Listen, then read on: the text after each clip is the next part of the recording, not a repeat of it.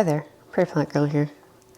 So, did you know that if you're overwhelmed with the tomatoes coming in over the harvest season and you just don't have time to process them and deal with them in the moment, or if you want to make a big batch of salsa or tomato sauce or something and you just don't quite have enough tomatoes at the time and you need more to harvest, you can take the tomatoes you've harvested, core them, cut off any kind of scars or disfigurements or bad spots out of them, or just put an X in the bottom.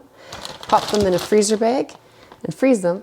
And then when it's time to, when you have time to get your tomatoes cooked or processed the way you want, you can just take them out of the freezer bag, thaw them out. The skins will slip right off for you. You don't need to blanch them or any of that kind of extra work.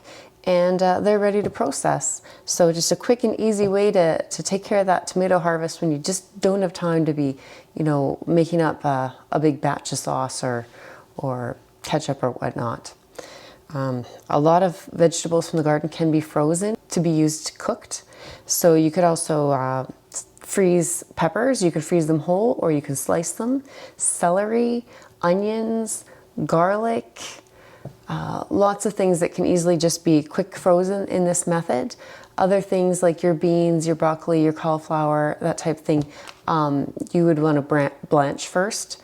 But the ones that I said, like tomatoes, peppers, celery, onions, garlic, you don't even need to blanch. Just cut them up the way you want or freeze them whole like tomatoes and peppers and just use them, pull them out later to thaw them and use them in whatever you're cooking.